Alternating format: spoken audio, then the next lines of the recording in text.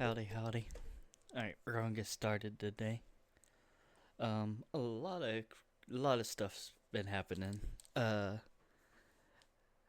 think I'm gonna save the Xbox drama till tomorrow, cause I want to see what they'll do. But if I have to be real, I'm not surprised at all what Xbox is doing. Um, I called this, I think, before in a live stream, probably doing reaction content, one of my reactions. I talked about why I love Xbox. And, I saw the path that it was going and how I didn't believe in the Xbox Game Pass. But, yeah, we'll save that one for tomorrow because I got a feeling Xbox will probably,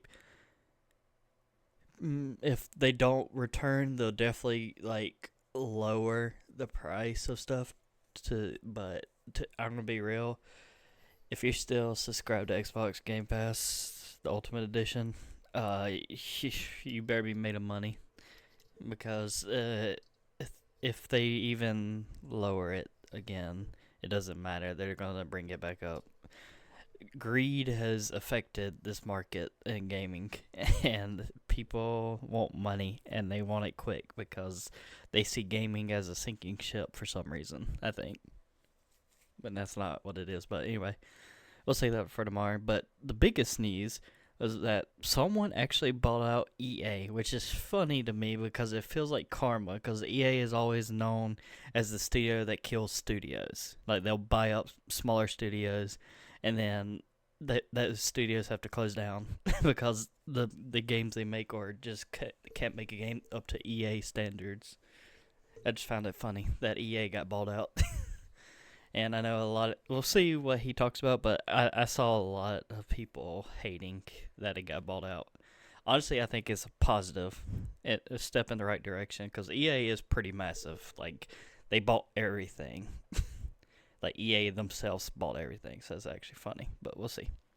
So EA is selling out. Honestly, one of the most predictable things for these guys to do. And this is going to be one of the biggest stories I've covered. This is going to be the second largest gaming acquisition in the history of the industry. And there's going to be some impacts that are felt industry-wide.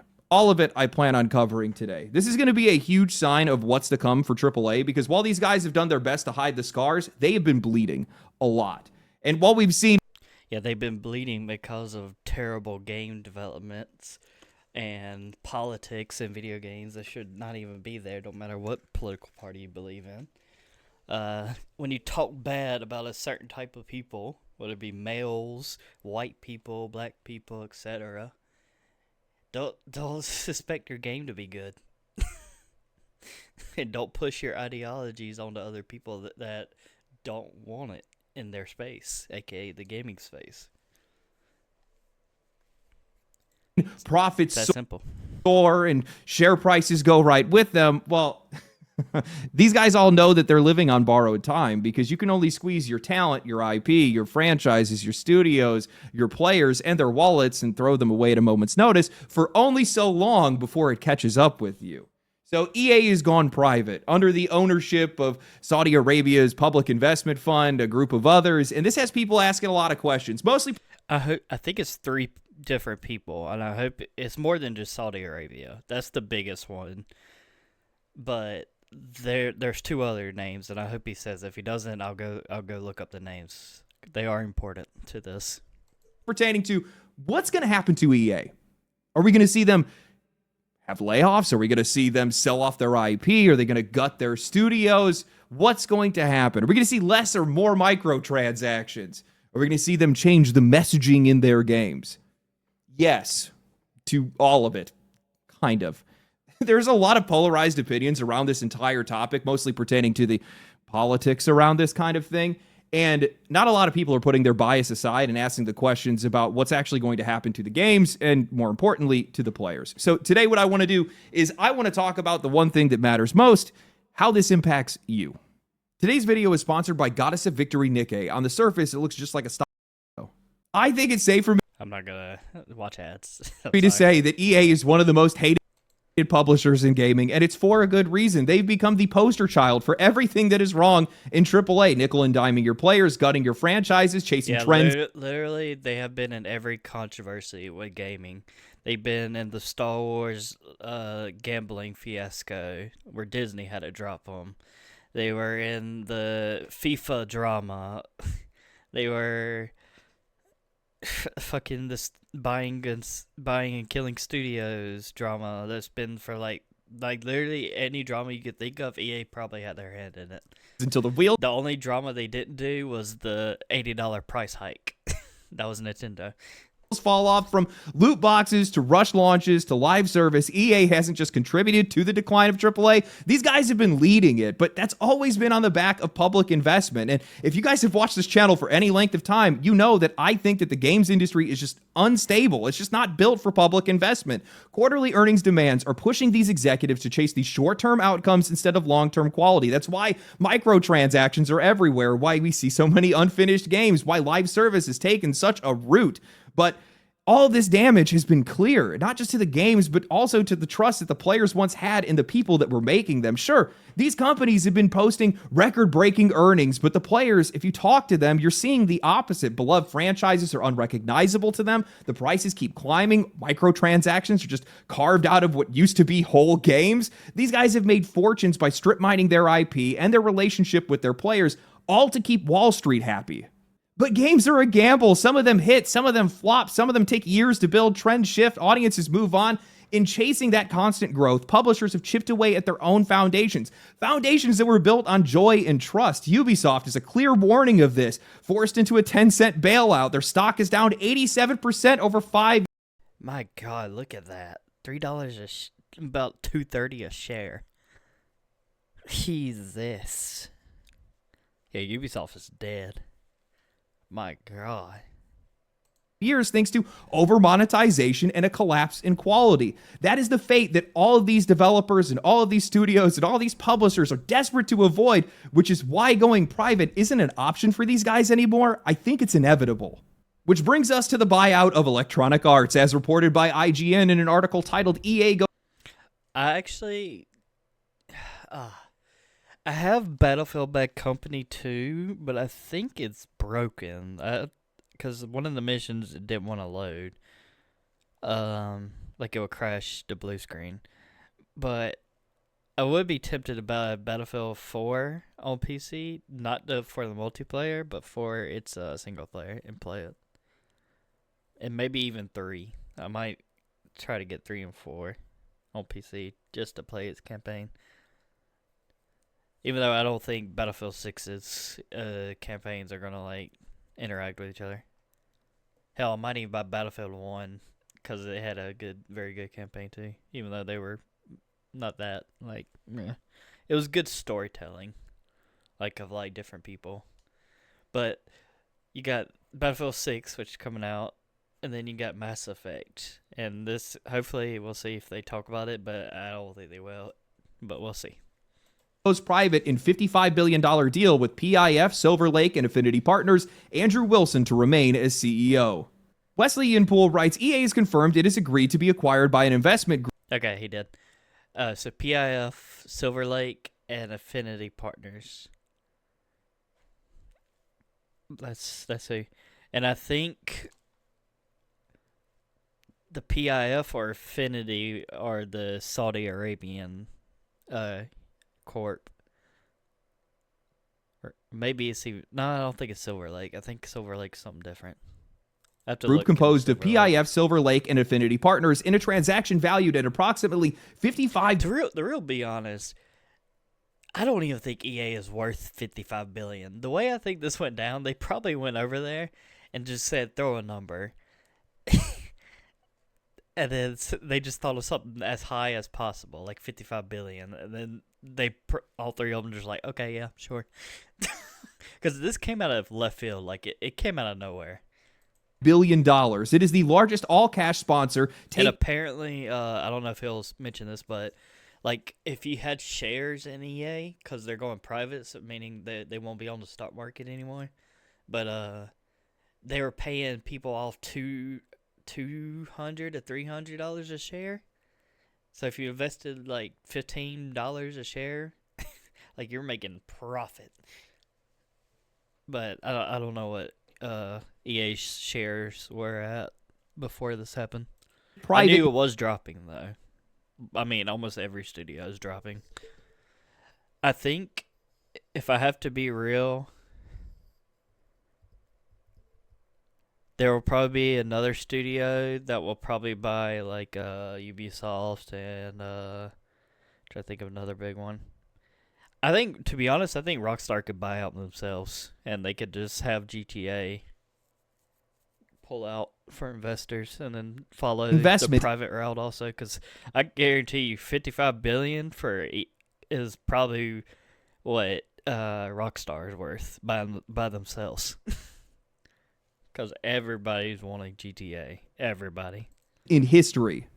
EA will continue to be led by Wilson and remain headquartered in Redwood City, California. The transaction is expected to close Q1 fiscal year 2027, subject to regulatory and stockholder approvals. The transaction will be funded by a combination of cash from each of PIF, Silver Lake, and Affinity Partners, the later of which is an Yeah. So, yeah, Donald Trump's son-in-law was one of the people. I think he was part of the Silver Lake.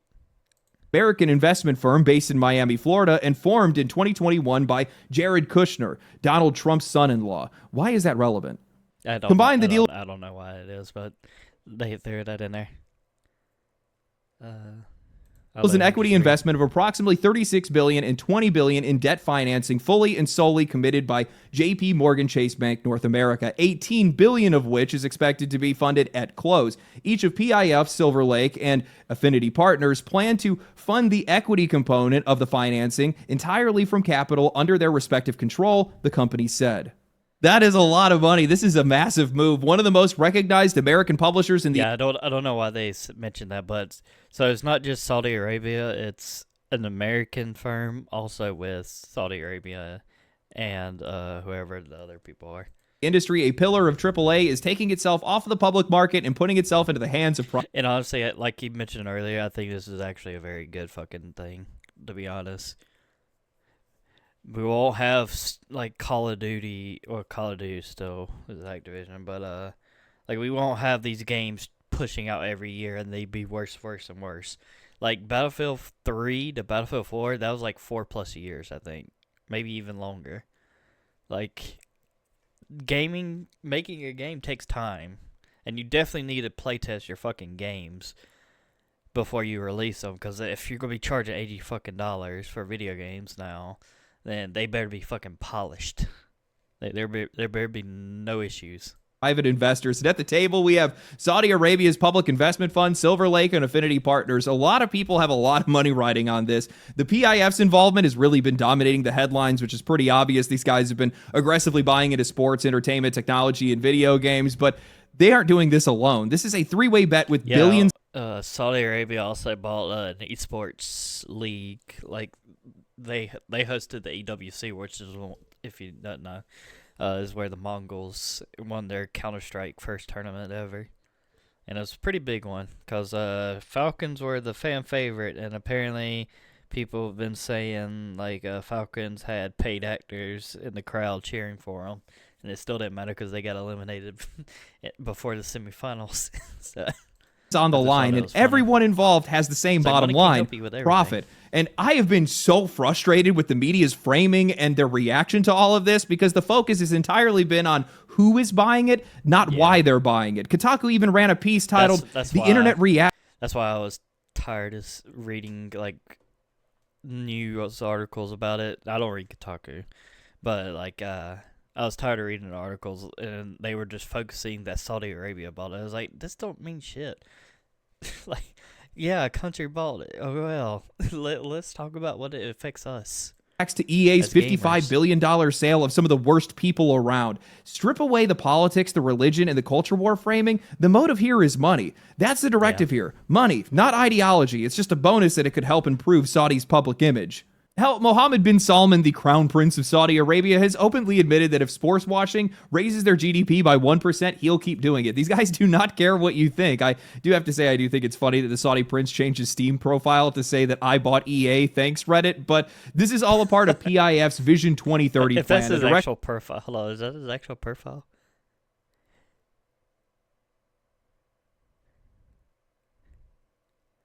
I want to see his inventory. I want to know what the fuck he owns. 'Cause I think these are, I don't know what fucking games these are for, but they're definitely not for like Counter-Strike.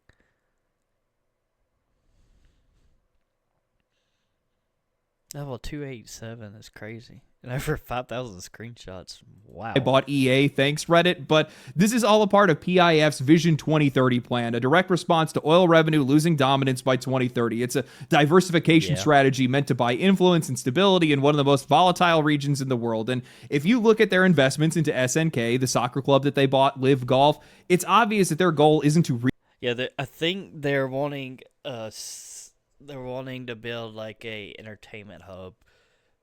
Like all entertainment will come from Saudi Arabia is I'm guessing their goal, because oil is definitely dropping in that value.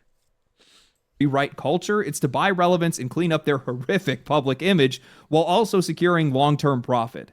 But here's the key that I think a lot of people are losing sight of. Whatever PIF's motives are for EA and for the players, this deal still just comes down to money. EA is still one of the most hated publishers in gaming, and now their future hangs on a knife's edge. Going private could finally force them to get leaner, more focused, and rebuild some of the trust that they've burned for decades, or it could drag them further down into the gutter, making them have more aggressive microtransactions, higher prices, tighter controls, less freedom. That's the fork in the road. It's not politics, not ideology. It's whether EA keeps bleeding players or they finally learn the smarter long-term play is just to deliver games that people actually want to buy.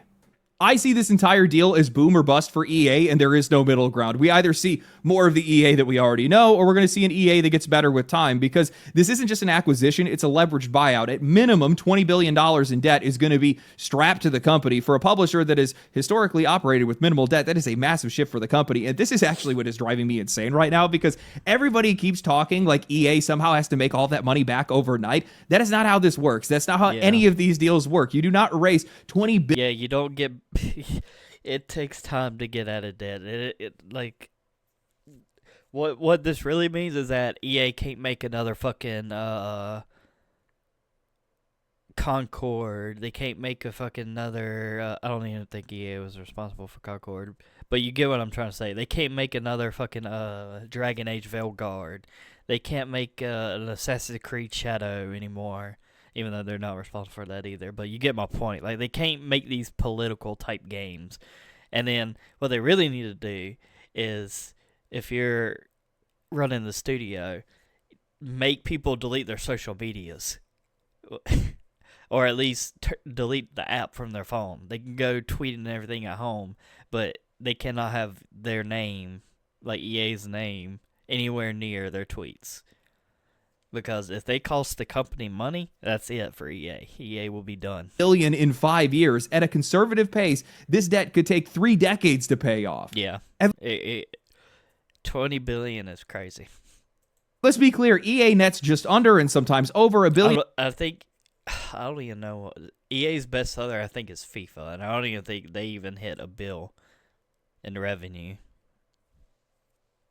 Maybe they have with those gambling cards, but I don't think they're worth that much.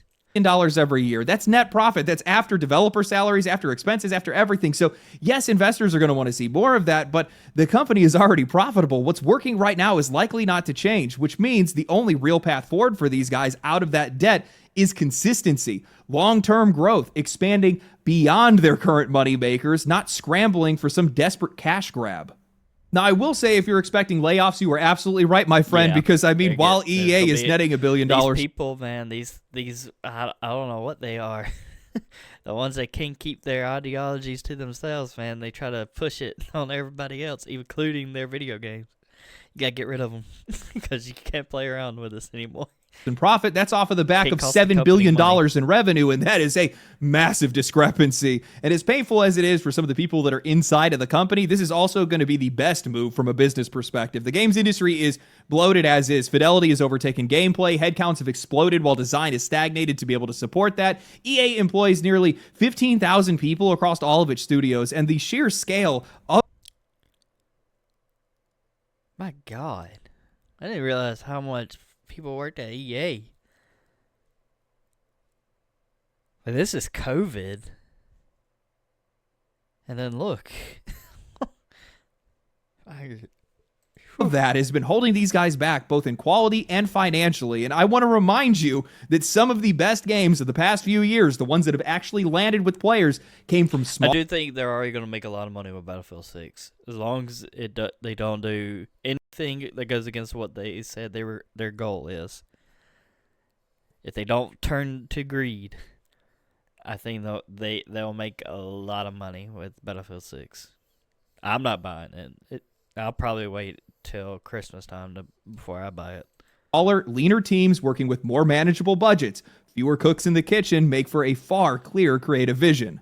We talked about this just recently in a past video, which makes it all the more relevant now, but the truth is this hardware and fidelity arms race that we're in right now was never about the players. It's always been about the stock market. These visual benchmarks are the only thing that these investors understand. So budgets grew, headcounts exploded, spectacle took priority over design. That's how we got here. But EA doesn't have to impress investors anymore. They just need to make money sustainably. And the best way to do that isn't by chasing graphics or employing 15,000 people. It's about making better, higher quality games. Not the prettiest, not the most cinematic, but games where the people that are actually making them are the ones taking the wheel. And speaking of more control, going will make them money. private means that EA is also not going to be under the same standards, same regulations, or having to meet some of the same criteria like ESG criteria and stuff like that. And before you guys grab your keyboard, just listen to me for a second. Right now, BlackRock and Vanguard hold about 22% of EA shares, and both of those guys enforce ESG standards. That is why we've gotten this corporate branded HR approved version of inclusivity. It's not born from creativity. It's coming from shareholder mandates, and players can feel the difference. We know when it's authentic and we know when it's corporate. Private ownership removes that pressure, which means that characters can exist because the story calls for them, not because an investor does. That is the difference between a Dragon Age the Veilguard and a Baldur's Gate 3. I really hope people understand this.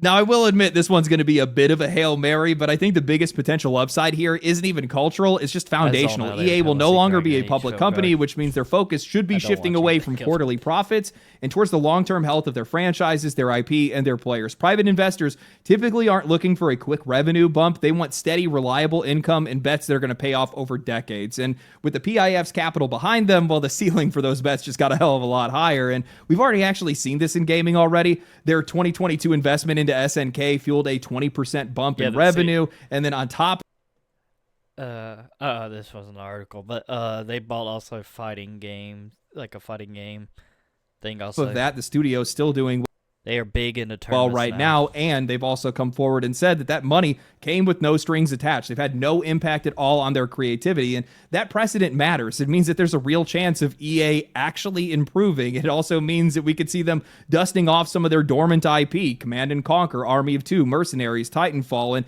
maybe taking some bigger swings on single-player projects and rebuilding some of the trust that they have in their multiplayer ones. But, of course, that is the best-case scenario, and in this industry, as we all know, best case rarely pans out. I've seen people so up in arms over this. Oh, this is going to ruin EA. How do you ruin what's already the worst? I haven't bought any of their games in years. I will buy Battlefield 6, but Dragon Age the Veilguard was a code that was given to me. God, these guys really need to stop doing that. But I've seen people talk about how this is going to change all of their games. They're going to change The Sims because no, The Sims makes them $400 million a year. These guys are going to cut what's not working, and then they're going to pump what is. That's what they're going to do. It's as simple as that. And the whole debt conversation is just hilarious to me. It's like people have no idea how corporate debt works. It largely doesn't even exist, especially in the U.S. economy. These guys have so many tax breaks and deductibles that could shield it. They make $7 billion in revenue.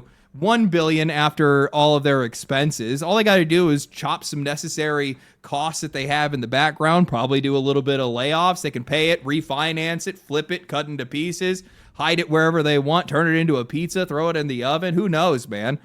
It is not a life or death scenario for these guys. Yeah. It's not going to reshape their games. I'm going to tell you that. I think it's just a low-hanging fruit to be the doomer about this entire situation, mostly because I'm not really interested in the political side of all of this. But I want these companies to go private. I've been talking about this for the entire time I've had this entire YouTube channel. I want these guys to be smaller. I want them to have more focused teams. I want them to bring back some of their old IP and see if some of that works. And you're going to be able to see a lot more of those bets, and they're going to be able to take a lot more of those bets now that they're private. And worst case scenario, it destroys the company. Oh, isn't that terrible? One of the most notorious publishers in the entire industry is now dead.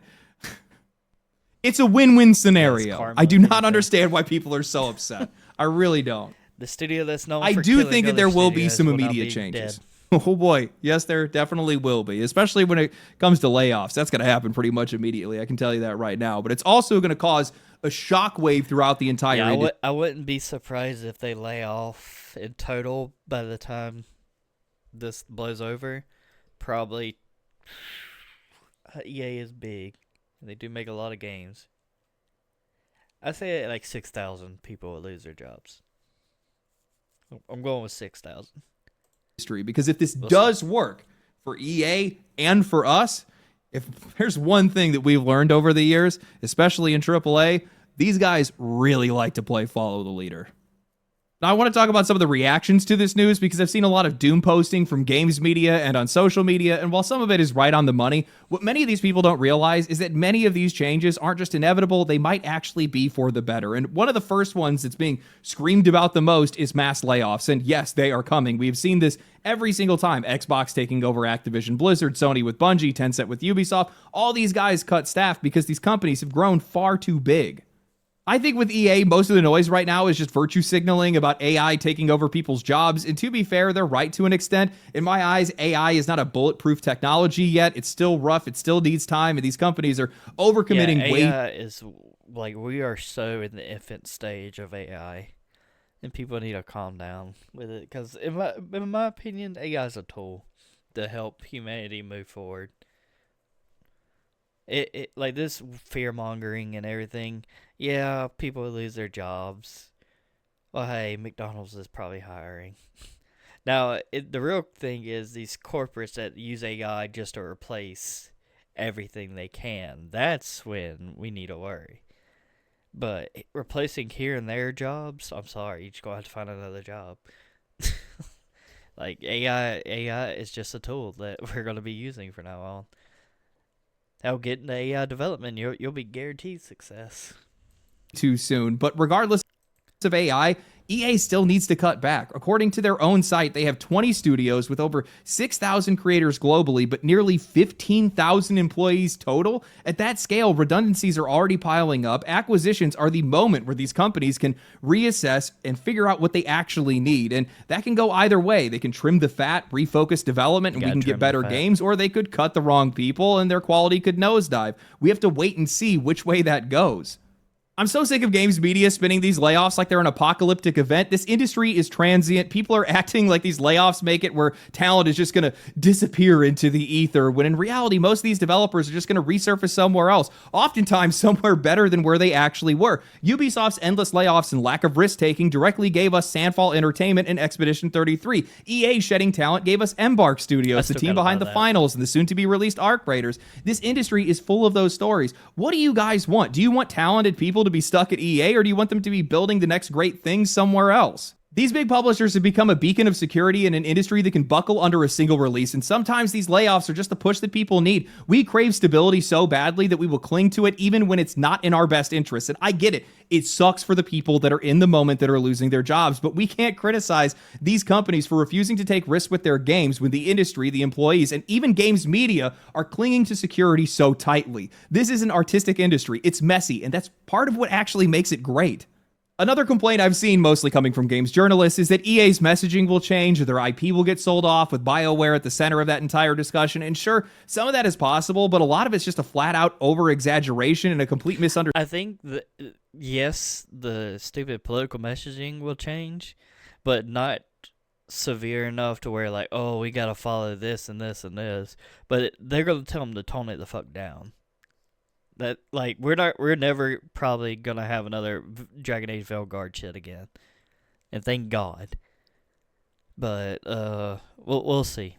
I honestly think people just love that I don't know. Saudi Arabia has such a better reputation, man. Understanding of how private equity actually works. EA is not a struggling bargain bin business where you need to strip them for parts. They are profitable. They've historically carried no debt. You can cut and flip assets if you're trying to salvage something that's already broken, not when you just drop $55 billion on a publisher that already prints money. I've seen people claiming that Mass Effect 5 or Iron Man are destined to be canceled. Based on what exactly? Unless they were planning to ruin Mass Effect 5 with political messaging, I don't see Mass Effect like that. That will be their moneymaker. I don't see how they will not continue developing that game. Those projects are catastrophically behind their schedule or stuck in development hell, they're going to move forward. If they're cut, they're being cut because they were doomed from the start. And with BioWare specifically, I mean, let's be honest here, they haven't shipped a worthwhile game since Inquisition. That's over a decade now. At some point, you got to stop calling it potential and start calling it rot. Mass Effect 5 is likely their last shot regardless of who owns EA. Keep in mind, games journalists only months ago were saying just as much, but oh wait, now it's the Saudis that are the problem. No company is going to let a studio sit on its hands for 2 decades without delivering something commercially viable. Now, part of that blame is on EA. They shoved live service down BioWare's throat, which is how we got Anthem and why Veilguard felt so mechanically thin as an RPG, because it started out as a live service project. But at some point, you have to say that enough is enough. And then we go on to the next wave of criticism, sparked by Veilguard's former writer and echoed by games journalists, claiming that it's going to be guns and football in and gay stuff out, and that BioWare is going to be shut down entirely. Saying on Blue Sky, buyers, so your games, guns and football, yes. EA, mostly guns and football, yep. Buyers, no gay stuff, no politics we're not going to like. EA, haha, definitely not. Could you give me just a sec? I need to shut down a studio real quick. I'm sorry, but what are you talking about? You're writing. Oh, man, this is what I mean. I can't be gay anymore. I can't make my gay sims. Help me. Help me, EA. Why'd you done this? In your game is why that studio is on life support right now. That's also why you're no longer working at that studio. Now you're acting like you got a scapegoat if the studio tanks, acting like EA or the new ownership are going to be the problem when you're the one that made the game that failed to interest anyone to buy it at all. Veilguard missed sales targets by half, 1.5 million copies for one of the most recognized RPG franchises in the world from one of the most recognized I'm gonna be real. I think those numbers are a lie. Because I've seen a lot of content creators get codes for this game. Even people that had nothing to do with fucking RPG. Hell, I think 2 of them that I could think of. I'm not gonna name names, but I think 2 of them don't even play video games, and they were trying to use them as promotion. RPG studios in the world. That is not politics. That's not on investors. That's on the game. But you don't want to take responsibility for that. I think Dragon Age Veilguard was actually a major flop, more than because I think they were pushing the 1 million number at like day one. I'm like, there's no way 1 million people at day one were buying that. There's literally no way. This is not a debate whether gender politics belong in these games or inclusivity should exist. It's whether those choices. Hell, the people probably bought it and then refunded it. Translated into sales. Players vote with their wallets, and the truth is there's plenty of other games that are out there that handled those same themes far better and sold way better because of it. Now, I will say on the guns and football line, they're not wrong, but not for the reasons that they think. These investors are not sitting around scheming about identity politics. These guys are looking at sales charts. Guns and football sells. That's what people are playing. That's what people are spending their money on. That's where the changes are going to be. Guns, football, and beautiful women. That's what sells right now. This change isn't going to be about politics. It's going to be about profit. And for the first time in decades, EA is not going to have anybody else breathing down their necks, telling them what trends to chase next and trends that they don't even understand or even care about. These guys are just going to be able to be free to double down on what players are actually asking for. And I think that we can already see that shift happen with Battlefield 6. Looking at the investment that went into that game, multiple studios aligned, resources that are pulled together, a clearer vision of what that franchise needs to be able to get back on track. It feels like a holistic effort. I still think they need to do what they did with Battlefield 4 and have a server dedicated. Because if they're not going to deal, because I can already see cheating being a massive problem, because more people are going to try out a Battlefield game now and realize they need cheats to win. AKA the Call of Duty people are crying because COD 7 sucks. But what they need to do is bring back dedicated servers. And yeah, this is a band-aid fix, but you will have people that spend their own money to host a server and run the server how they want to run it. And so if a cheater or whatever joins the server, well, they can ban the cheater. Or if someone's doing too fucking well and not cheating, or like dominating everybody, well, they can kick them. Yeah, that like they shouldn't, but what can you do? Like, it's a band-aid fix, but it's a fix. Something that probably Counter-Strike needs to fucking get into, because holy, they need to fix their hacking problem. They have way too many cheaters. Effort built for the players. To me, at the very least, I think that's a preview of what this deal could mean if it actually works. Bigger bets, sharper focus, and a game that's actually designed to meet their audience where they actually are. And now this is actually where I think this deal gets even bigger than EA, because if it actually works, you can expect nearly every other major publisher to start looking for the exact same exit ramp. Yep. Ubisoft, Square Enix, all of them are struggling with the same problems. Square Enix could probably get bought out by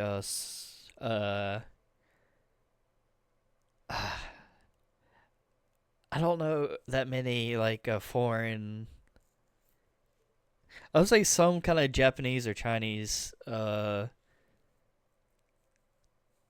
thing, investment firm or whatever, to, because China's in almost. Well, I would say China's in the same market, but I think they're having a bad economy with the whole tariff stuff. But I mean, apparently, not to get political, but Trump and whatever his name is, the leader over there, met up yesterday, I think. So I don't know what they talked about, but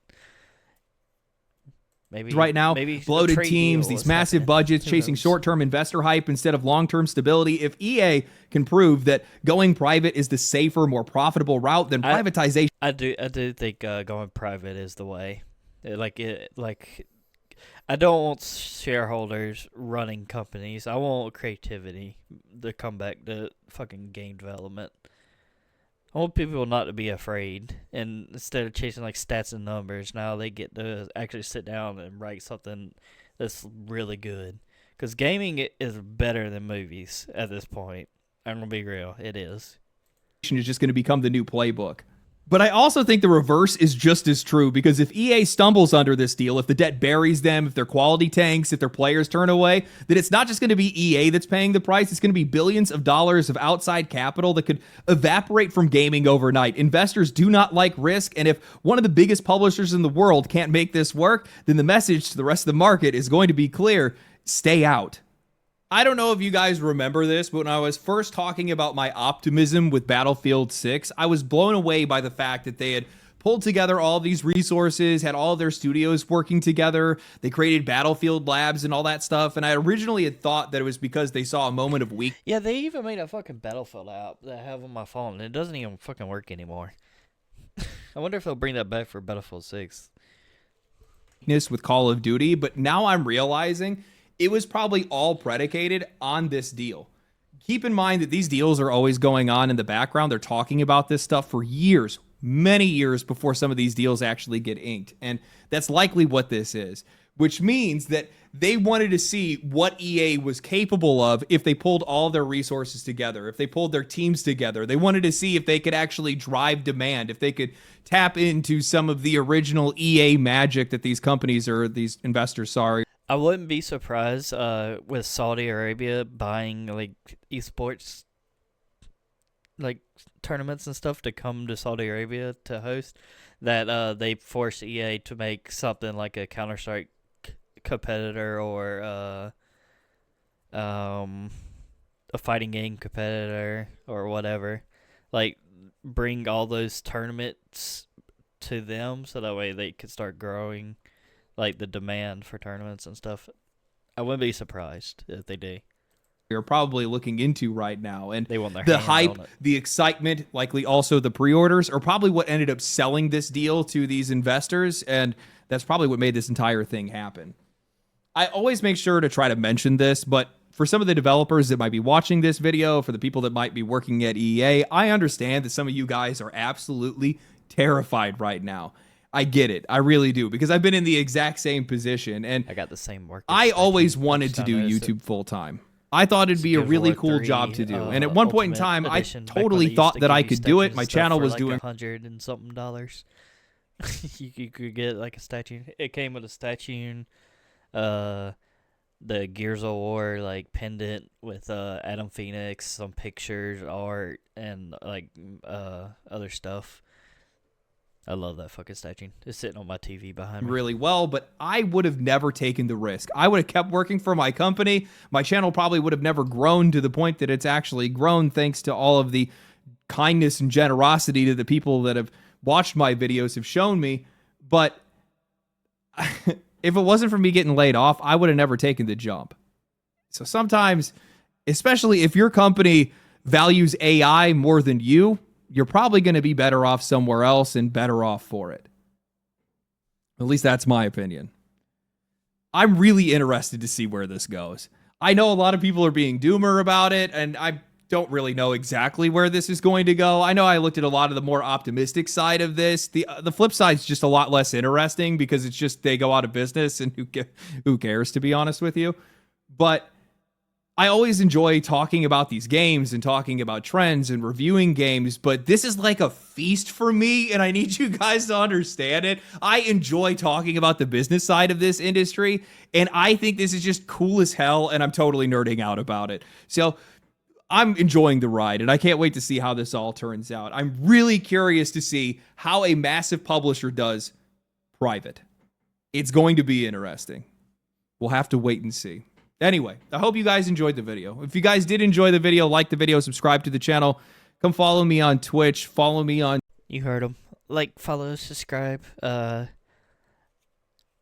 love legendary drops. It literally, I swear, like, we both think the same way. I didn't really care about the politics, and I was tempted to skip part of the video when he was talking about the whole politics thing. But luckily, he didn't stay too long on it. My firm opinion is that it doesn't matter what political party or what your beliefs are, it should stay the fuck out of video games. You shouldn't push your ideologies on people that don't even are there not to even hear about it.